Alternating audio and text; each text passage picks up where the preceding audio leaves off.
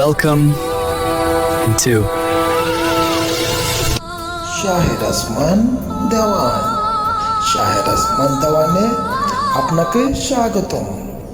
আসসালামু আলাইকুম ওয়া রাহমাতুল্লাহ ওয়া বারাকাতুহু। আজকে আমার এই চ্যানেলে যেখান থেকে ক্লিক করেছেন সকলকে জানাচ্ছি আন্তরিক ধন্যবাদ ও শুভেচ্ছা। আজ আমি যাব মিনা প্রান্তরে, আপনাকে দেখাবো মিনার বিভিন্ন রকমের স্থান। সাথেই থাকুন। মিনা এই নামটি শুনলেই চোখের সামনে ভেসে ওঠে লাখো হাজির সাদা ইহরামের ঢেউ, তাকবীরের ধ্বনি আর আল্লাহর প্রতি আত্মসমর্পণের এক অনন্য দৃশ্য।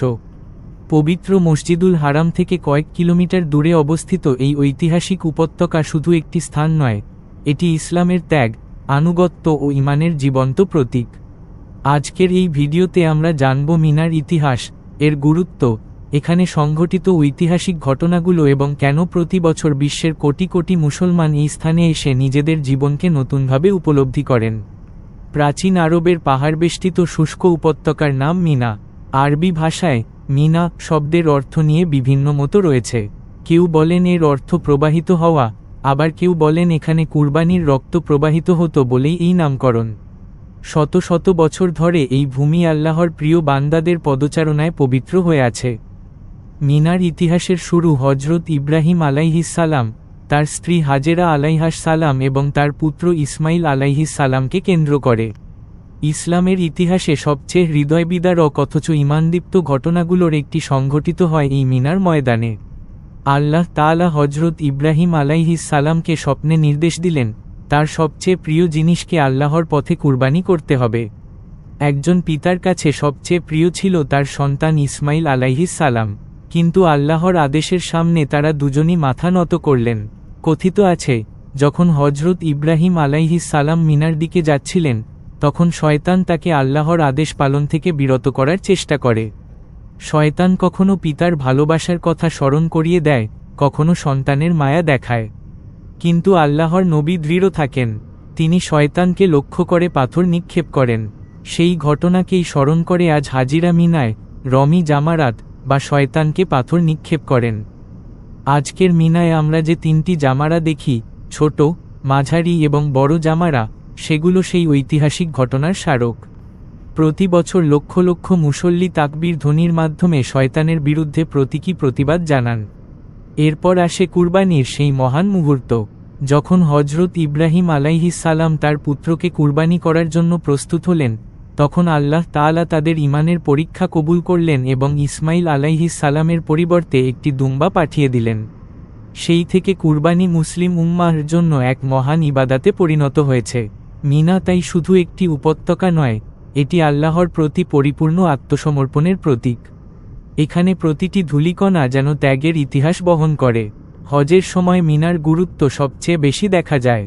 ইসলাম ধর্মের পঞ্চম স্তম্ভ হজের গুরুত্বপূর্ণ অংশগুলো এই মিনাকেই কেন্দ্র করে সম্পন্ন হয়। জিলহজের ৮ তারিখ, যাকে ইয়াউমুত তারবিয়াহ বলা হয়, হাজিরা মক্কা থেকে মিনায় আগমন করেন। তারা এখানে অবস্থান করেন, নামাজ আদায় করেন এবং আল্লাহর জিকিরে সময় কাটান। ৯ জিলহজ ফজরের পর হাজিরা আরাফাতের ময়দানের উদ্দেশ্যে রওনা দেন। এরপর মুজদালিফা হয়ে আবার মিনায় ফিরে আসেন। ১০ জিলহজ থেকে শুরু হয় রমি জামারাত, কুরবানি এবং মাথা মুন্ডনের কার্যক্রম। বর্তমান সময়ের মিনাকে দেখলে মনে হয় যেন এটি একটি বিশাল অস্থায়ী শহর। হজ মৌসুমে এখানে বিশ্বের সবচেয়ে বড় তাঁবুর নগরী গড়ে ওঠে। হাজার হাজার সাদা তাঁবু সারিবদ্ধভাবে দাঁড়িয়ে থাকে। এই তাঁবুগুলো আধুনিক প্রযুক্তিতে তৈরি এবং অগ্নিনিরাপত্তা ব্যবস্থায় সজ্জিত। আগের যুগে হাজিরা খোলা আকাশের নিচে বা সাধারণ কাপড়ের তাঁবুতে অবস্থান করতেন। প্রচণ্ড গরম, পানির সংকট এবং নানা কষ্টের মধ্যেও তারা আল্লাহর সন্তুষ্টির জন্য হজ পালন করতেন। আজ প্রযুক্তি অনেক উন্নত হয়েছে, কিন্তু মিনার আধ্যাত্মিক পরিবেশ এখনও একই রকম হৃদয়স্পর্শী। মিনার অন্যতম গুরুত্বপূর্ণ স্থাপনা হল জামারাত ব্রিজ। অতীতে রমি করার সময় প্রচণ্ড ভিড়ের কারণে বহু দুর্ঘটনা ঘটেছিল। পরে সৌদি সরকার আধুনিক বহুস্তর বিশিষ্ট জামারাত সেতু নির্মাণ করে, যাতে হাজিরা সহজ ও নিরাপদভাবে রমি করতে পারেন। এছাড়াও মিনা রয়েছে মসজিদে খাইফ, ইসলামের ইতিহাসে অত্যন্ত গুরুত্বপূর্ণ একটি মসজিদ। বর্ণনা রয়েছে বহু নবী এই স্থানে নামাজ আদায় করেছেন। মহানবী মুহাম্মদ সাল্লাল্লাহু আলাইহি ওয়াসাল্লামও বিদায় হজের সময় এখানে অবস্থান করেছিলেন এবং সাহাবীদের উদ্দেশ্যে গুরুত্বপূর্ণ ভাষণ দিয়েছিলেন। বিদায় হজ ইসলামের ইতিহাসে একটি অবিস্মরণীয় ঘটনা। 10 হিজরিতে মহানবী সাল্লাল্লাহু আলাইহি ওয়াসাল্লাম তার জীবনের শেষ হজ পালন করেন।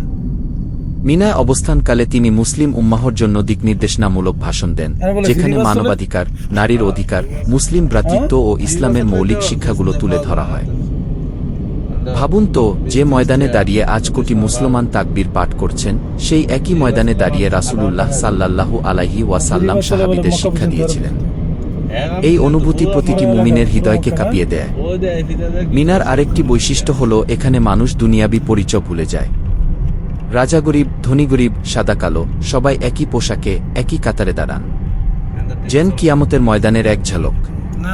হজের দিনগুলোতে মিনার পরিবেশ হয় এক অপূর্ব দৃশ্য। চারদিকে লাব্বাইক আল্লাহুম্মা লাব্বাইক কি ধ্বনি, ইবাদত, কুরআন তিলাওয়াত এবং দোয়ায় মুখরিত থাকে পুরো উপত্যকা। পৃথিবীর নানা ভাষা, নানা সংস্কৃতি, নানা দেশের মানুষ এখানে এসে এক কাতারে মিলিত হন।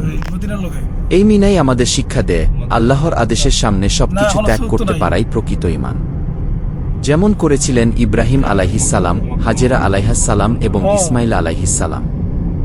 আজকের আধুনিক পৃথিবীতে মানুষ যখন দুনিয়ার মোহে ব্যস্ত, তখন মিনার ইতিহাস আমাদের মনে করিয়ে দেয় প্রকৃত সফলতা আল্লাহর আনুগত্যে।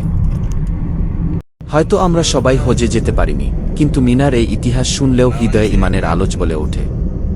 এই পবিত্র ভূমি আমাদের শেখায় ধৈর্য, ত্যাগ, ভালোবাসা এবং আল্লাহর প্রতি অবিচল বিশ্বাস। পবিত্র মিনা শুধু মরুভূমির একটি উপত্যকা নয়, এটি ইসলামের জীবন্ত ইতিহাস। এখানে প্রতিটি পাথর, প্রতিটি পথ আর প্রতিটি নিঃশ্বাস যেন সাক্ষ্য দেয়, আল্লাহর পথে ত্যাগ কখনো বৃথা যায় না। আল্লাহ তাআলা আমাদের সবাইকে একদিন এই পবিত্র ভূমিতে উপস্থিত হয়ে হজ পালন করার তৌফিক দান করুন। আমিন। আবারও ধন্যবাদ জানাচ্ছি যারা এতক্ষণ আমার ভিডিওটি সম্পূর্ণ দেখেছেন। আশা করি মহান আল্লাহ তাআলা আপনাদের সকলকে ভালো এবং সুস্থ রেখেছেন। নিয়ত করে রাখুন জীবনে একবার হলেও হজে আসার জন্য। আল্লাহ আপনাদের সকল মনের বাসনা পূরণ করুক। আল্লাহ হাফেজ।